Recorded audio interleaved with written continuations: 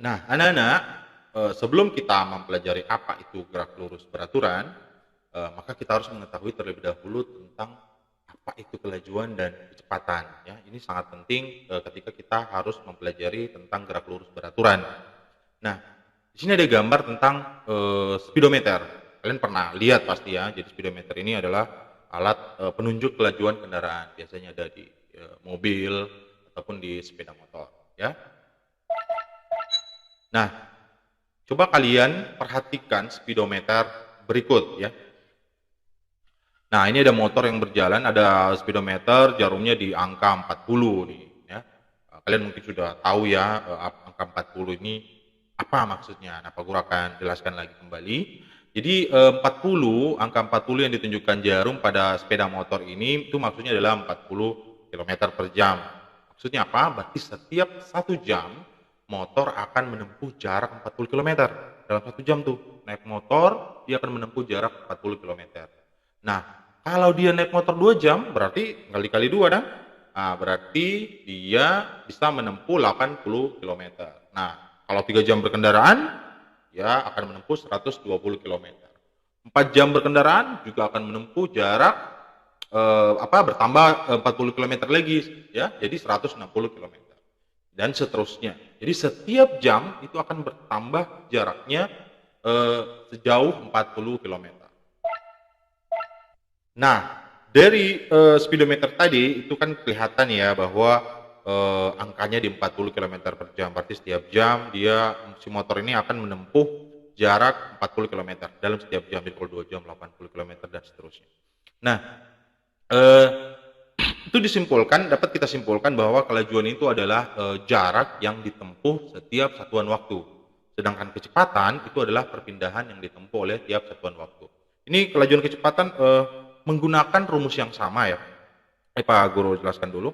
Jadi kalau kelajuan itu dia memperhitungkan jarak, sementara kecepatan itu memperhitungkan perpindahan. Kalian sudah tahu kan ini perbedaannya jarak dan perpindahan yang ada di video sebelumnya.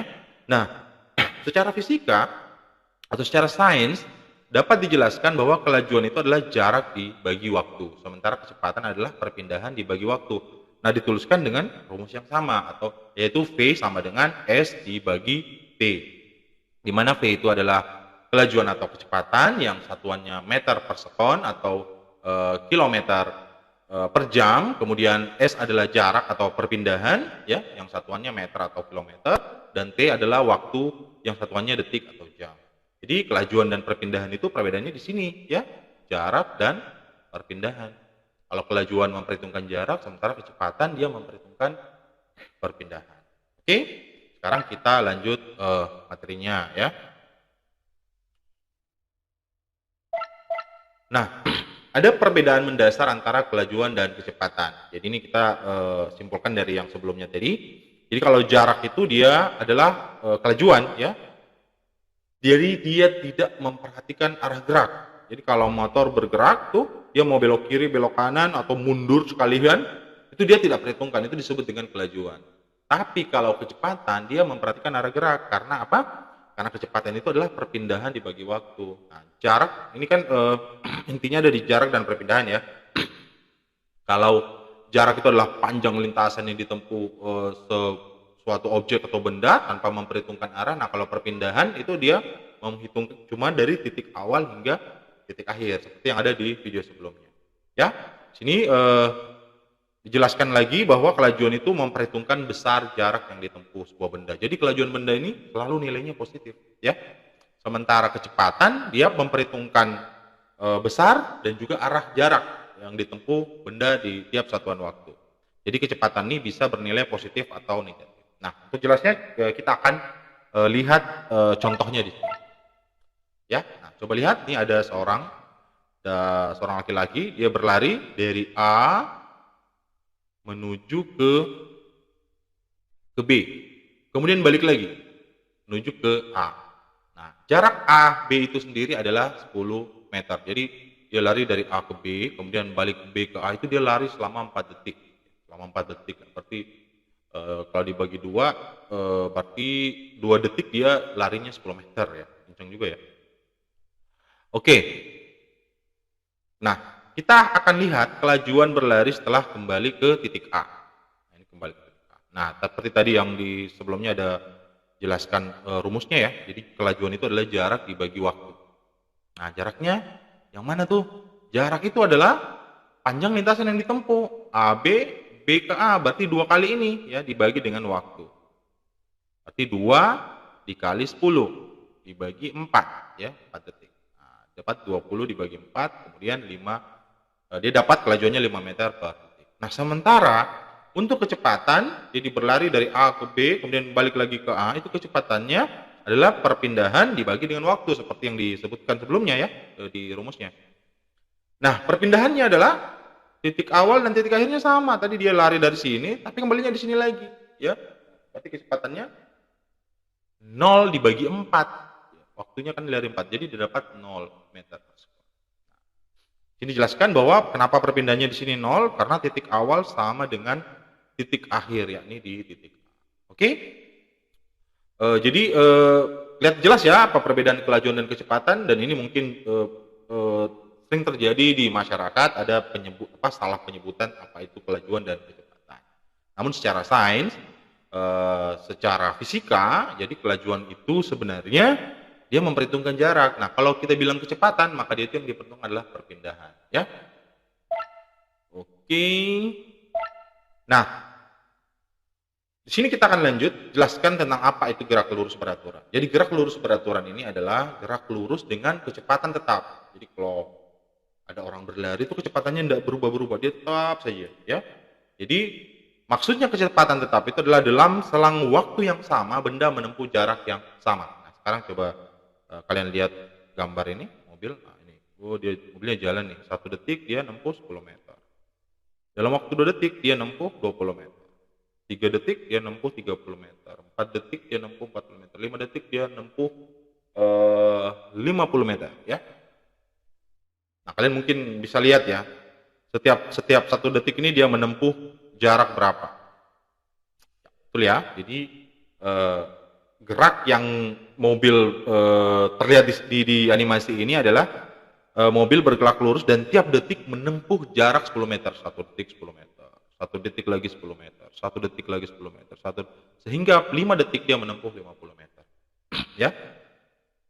Nah, dengan demikian dapat kita katakan bahwa mobil bergerak lurus beraturan dengan kecepatan 10 meter per sekon. Ya. Dia bergerak 10 meter per sekon nih. Oke, sekarang kita lihat ada contoh soalnya. Ya. Nah, di sini soalnya seorang anak mengendarai sepeda motor mampu menempuh jarak 100 meter dalam waktu 5 detik. Jadi dia menempuh jarak 100 meter 5 detik. Sebenarnya tanpa menggunakan rumus, ya, dengan menggunakan analisa dan pengertian tadi, kalian sebenarnya seharusnya sudah bisa menjawab ya. Jadi 100 meter 5 detik. Berarti kalau 1 detik dia menempuh berapa meter? Ya. Oke ya, nanti kita lihat sini jawabannya ya. Kalian seperti sudah paham ya. Nah, ini dia. Jadi ada anak naik motor. Oke. Sampai di sini dia menempuh nih 100 meter dalam waktu 5 detik.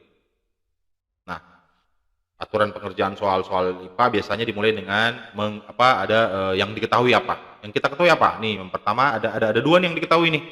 Ada 5 detik dan 100 meter. Yang diketahui ya, yang pertama adalah jaraknya 100 meter. Kemudian waktunya 5 detik. Dalam waktu 5 detik dia menempuh jarak 100 meter. Berarti setiap detik berapa meter tuh? Ya, itu untuk menghitung kelajuan atau kecepatannya ya. Nah, yang ditanyakan adalah P-nya. Ya. Nah, P ini adalah yang dimaksudnya adalah kecepatan ya.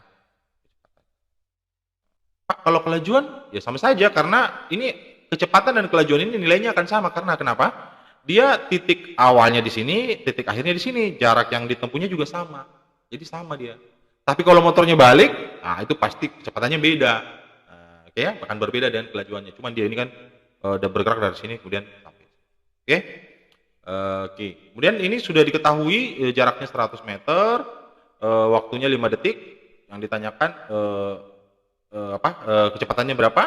Nah, ini kita gunakan rumus V sama dengan S per T. Kita masukkan nilainya, S-nya 100 meter, ya, kemudian T-nya 5 detik. Nah, akan didapat 100 dibagi 5 adalah 20 meter meter per sekon. Jadi diperoleh nilai yang ya.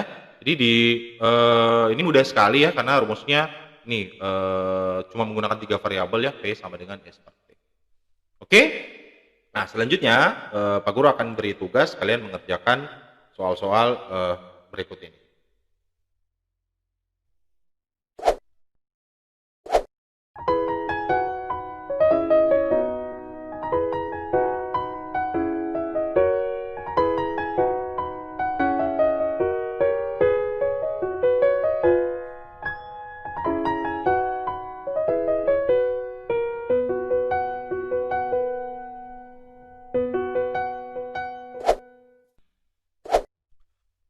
Oke anak-anak, kalian sudah melihat tugas kalian ya, nanti akan dikumpulkan di grup kita. Nah, selanjutnya kita akan menjelaskan tentang grafik gerak lurus beraturan. Jadi kita akan lihat bagaimana grafiknya ya, hubungannya antara kecepatan terhadap waktu di gerak lurus beraturan dan grafik waktu terhadap grafik perpindahan terhadap waktu di gerak lurus beraturan. Sekarang kita akan lihat grafiknya. Ya, di sini ada seorang anak berkendara dengan kecepatan 40 km per jam. Nah, di grafik gerak lurus beraturan, ini grafik kecepatan terhadap waktu. Nah, coba lihat kecepatannya 40, dia tidak berubah-berubah karena gerak lurus beraturan kan kecepatannya tetap. Nah, ketika 1 jam kemudian ya tetap 40, 2 jam kemudian tetap 40 dan seterusnya. Nah, kalau kita buat tabel grafik kecepatan terhadap waktunya, maka di jam pertama itu dia akan menempuh jarak 40 km. Kemudian 2 jam kemudian dia akan menempuh jarak 80 km.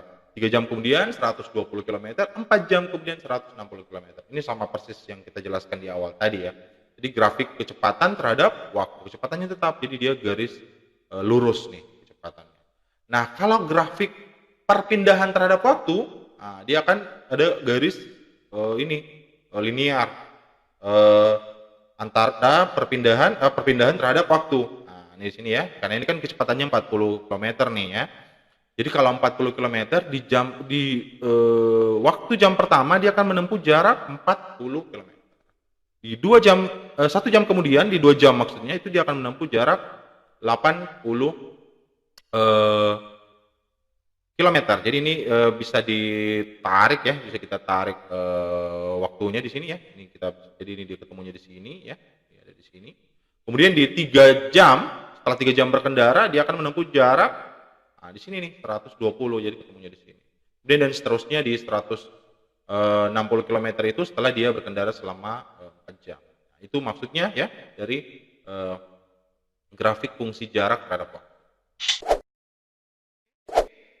Saya pikir anak-anak sekian materi kali ini kita sudah membahas gerak lurus beraturan dan selanjutnya kita akan mempelajari tentang gerak lurus berubah beraturan. Jadi geraknya tidak beraturan, jadi berubah nanti ya. Oke, sampai ketemu di materi berikutnya.